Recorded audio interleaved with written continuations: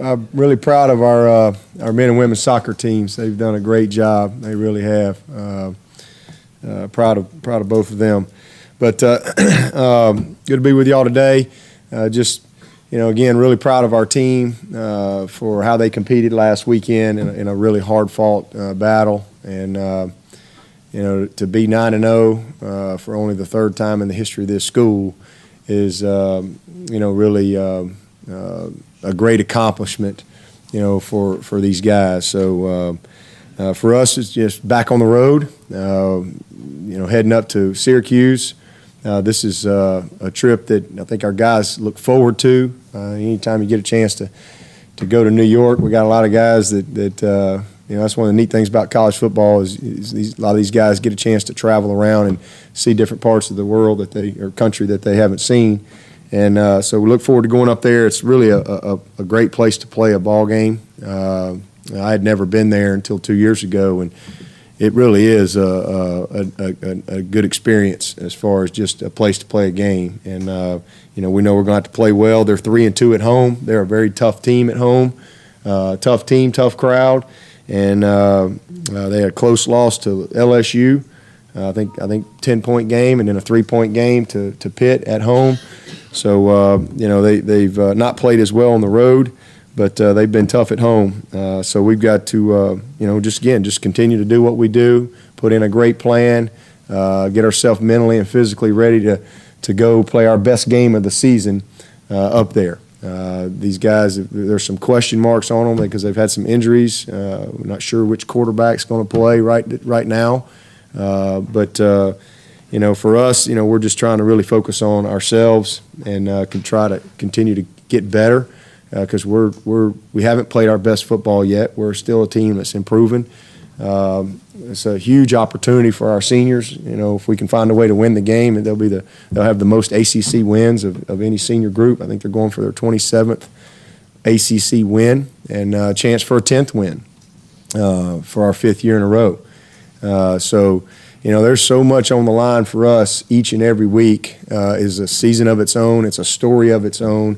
And so for us, it's just staying dialed in, keeping our lives simple.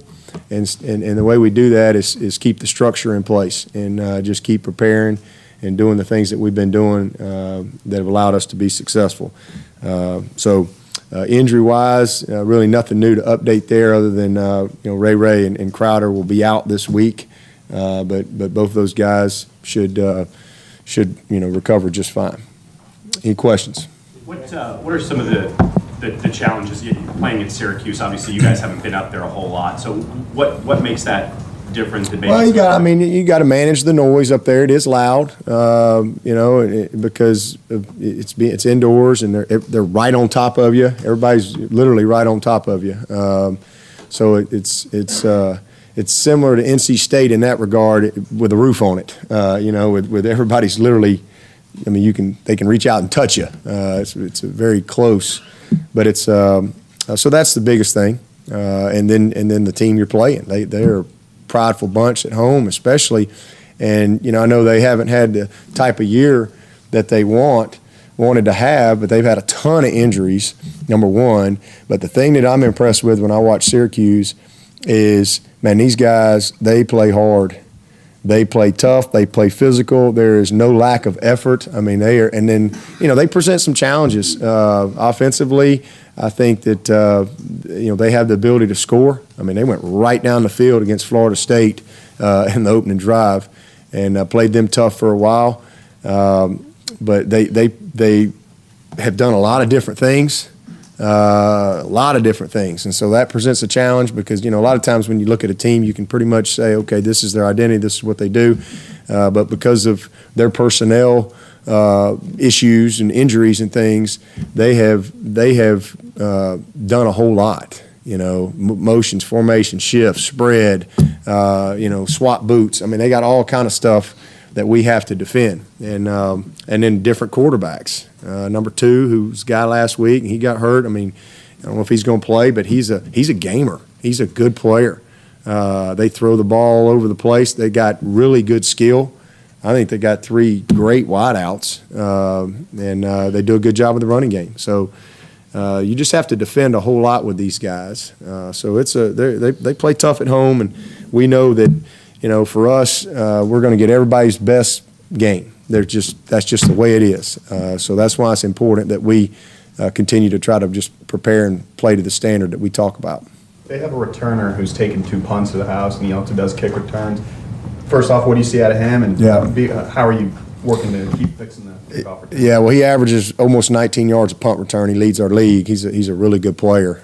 So we got to punt the ball effectively as far as the type of hang time that we want, so we can get our guys down there, and we got to just do what you got to leverage the ball and get him on the ground. But we've done a nice job of that. We haven't had many punt return issues, but he's a good one. He's a good one. And then number 9 is their all-purpose guy. He's a kick return guy, but he's also receiver. They do a lot of different things with him. He's a good player. Brisley, I think's his name. But so yeah, we'll have to do a good job of containing him. Dabo, did Rex Ryan tell you he was going to wear a Clemson helmet? No, I didn't know that. Tim just told me that. He just told me that Rex Ryan had his press conference today with a Clemson helmet on, and he's crazy. He is hilarious. I love Rex Ryan. I mean, because whether you like him or don't like him, he is who he is, and as you perceive him, that's how he is. He's just a real guy, and he's passionate about what he does. Really happy that they got a big win last week, but I don't remember who was showing me. One of our social media guys was showing me pictures of their practice last Saturday, and I guess they had college day or something at practice, and they had pictures at their practice, and Rex is decked out in Clemson gear, and of course all the Clemson guys are out there in Clemson gear, and Mike Hamlin and James Trapp and Meeks and Tony Stewart and all those guys are all at practice with Clemson gear, and so that's pretty neat, seeing those guys, having fun with that. And I know that that's one of the things that I'm looking forward to this trip. We get to see a lot of guys, former players. It's always fun for me to see some of our former guys. We had a ton of guys at the game last week, and Marcus Gilchrist has already, called me because he's going to be able to come over for the game, and of course all the Bills guys will be there. So it'll be neat to see. Now I think the Bills play on Thursday night. I think. Yeah. So they'll all be there. Did you get the endorsement he gave you and your staff? No, I don't know anything. He just told me wore a Clemson helmet. He says if you want your son to be coached by the best coaching staff in the country, take him to Clemson. I appreciate that. His son being the holder, you have a bunch of walk-ons contributing in special teams. Yeah. Seth's a pretty good little wideout too. He really is. He's smart. He can play any of the 3 positions. He's fast. He runs well. Got great ball skills. But he's a guy, and how he got to the holder is he's been a holder his whole life. Literally, he grew up in training camps holding, and he's just. It's one of those things you don't really think about, maybe on the outside looking in, but there's a skill to that, and we recognized that quickly. As soon as he got here, of course, we wanted to redshirt him and get a little weight on him, and he's put on about 20 pounds. But he's done a great job for us. We've had a couple of high balls. We've had, obviously, a lot of wet balls and rain, and he's really done a great job. He's been a big part of the success that we've had. Replacing our entire battery was a concern coming into the season. New snapper, new holder, new everything, and Seth's done a great job. It's nice to have a guy that we know we're going to have around here for a couple more years. And then again, he's a putty guy for us at wideout. He can play anywhere. He's so smart. He knows everything in our offense, and he can literally go and play any position and do a good job for us. So it's good. And one thing that's kind of funny that I've been waiting all year speaking of our special teams, I've been waiting all year to name Jim Brown as the captain for the Syracuse game. And see, now I appreciate that.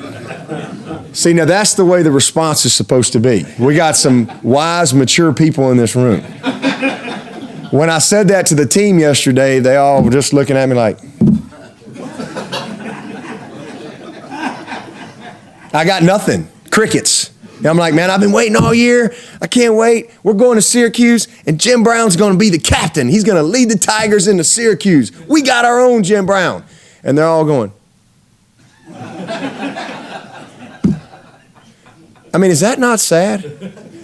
That is sad. I mean, that is just sad beyond explanation that, arguably the greatest running back of all time, I mean, they don't even know who he is. The only Jim Brown they know is the snapper at Clemson. That's unbelievable to me. So anyway, that's kind of neat. Once I explain the story to them, oh yeah, I've heard of him. I saw a clip on him somewhere. Goodness gracious. So that'll be kind of neat. That's a neat experience to see our Jim Brown get to be the captain for the Tigers at Syracuse. That'll be fun. How has your personality rubbed off on this team, on this university? When you look after the games and you see the university president in there dancing with him, it just seems like it's just snowballing into everybody's having a good time. Well, fun's in the winning. We go lose, ain't nobody dancing. I'll promise you. It's real simple. Fun's in the winning. Everybody has fun when you win, but you just lose one of them games, and there won't be no dances going on. But my personality hadn't rubbed off on our president. We got the best president in America. He's amazing. His personality's rubbed off on me. He's one of the most genuine, energetic, with it people. I mean, he's just a normal guy. I mean, no offense to college presidents, but most of them I've been around. They're college presidents, and this guy is. I mean, he's just as normal a guy as you'd ever meet. You would never think college president, but he is so smart and just passionate about what he does, and a great family guy, just a great fit for Clemson. He really is. So. He needs to work on his dance moves, though. We're going to have to coach him up a little.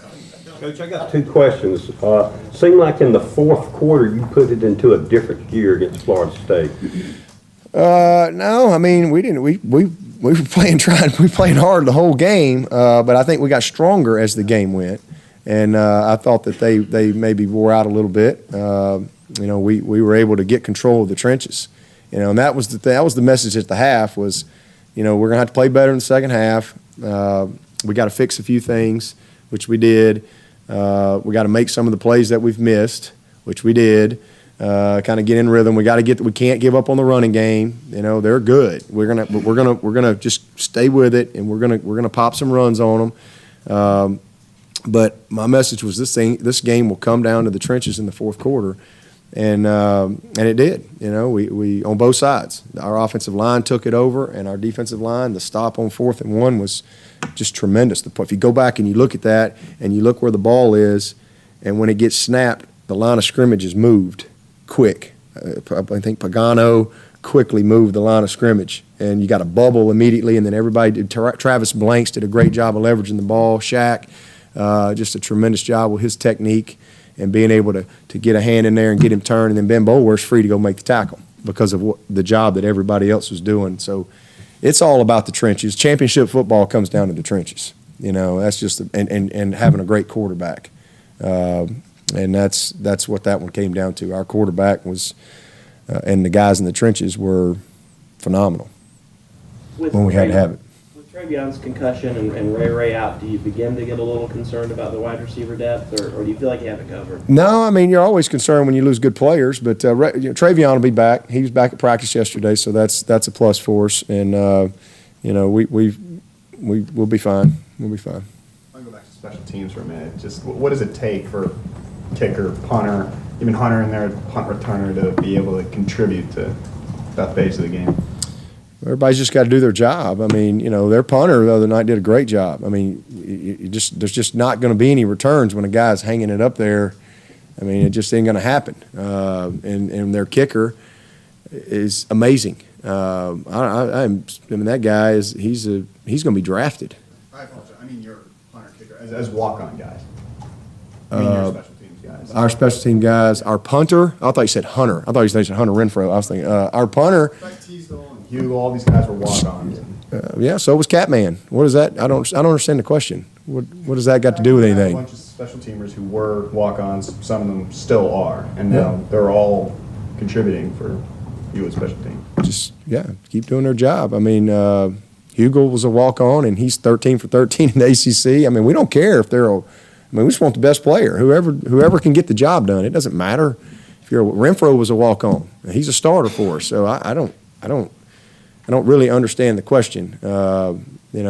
Bradley Pinion was a great punter. He's in the NFL, and we signed him. And Catman was a walk-on that was on scholarship for 4 years, and he's in the NFL, leading scorer in the history of this school. So, just whoever the best guy is. Teasdale's done a solid job for us. He's had some spots better than others, but a talented guy that's won the job and can do the job. Lakeup is a talented kicker, but he hadn't been able to get back on the field because of the job that Hugo has done. I want to ask a serious question. Given what happened in Missouri, and I'm not talking about the issue that the players stood up for, because that's a different discussion, but the fact that they were able to assert a point of view and make a change, is that something that you talk about to your players about if you have issues, let's deal with those internally, or are you like some other people who seem to think that now the bar's been raised and that this is a possibility all over the country for a team to I don't know enough about the situation there. I really don't. I'm not educated enough as far as what happened to really have an opinion on all that. All I know is what we do here. And before anything would ever become some major crisis, I would like to think that, I would know about it. We have a lot of communication built into, and transparency built into our program. So there's very few surprises.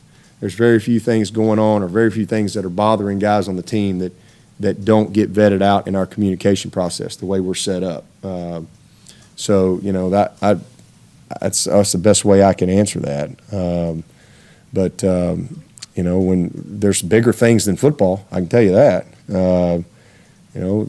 There's all kind of issues in life, and I don't know the circumstances of that situation, but obviously it was something that was major, and I guess they felt like they had to make a stand or whatever. But everybody's got to make decisions, but there's consequences with your decisions, good and bad, when you make those. Sometimes they're good, sometimes they're not good. But I would hope that as the coach here, that if there was ever some type of issue that was escalating like that we would be way out in front of it. Because coach and the athletic director supported their decision, and it required just one. Well, that obviously they had knowledge that I don't have, and so they made a decision. I think anytime you have an issue, you have to make a decision on what's right, and that's what they thought was right based on what they knew and the circumstances involved. And again, I don't know any of it, so that's just life. Will you work Artavis back into punt returns or let Hunter continue that? He's still going to stay in there. We're trying to continue to. He's still working himself back full strength. We put him back in there the other night, but we would prefer to get one of these other guys to take a little bit of the load off of him, because we've been asking a whole lot out of Artavis and playing 10 straight games. Now Ray's out. He's obviously plays a lot of snaps on offense, so we got guys, and we just need them to do their job. It was disappointing with Hunter the other night. I mean, he's a baseball player, and he looked like he'd never caught a fly ball before. He just did a poor job, technique, fundamental. But he's a freshman. I mean, we just keep coaching those guys up. G-Hop's another guy that we'd like to see get some reps in the return game. And but Artavis he's ready when we need him, and he'll continue to be mixed in there. Do you ever think your comment about having a pizza poll party at the end of the year would receive so much attention, and did you mean for it to be taken that literally?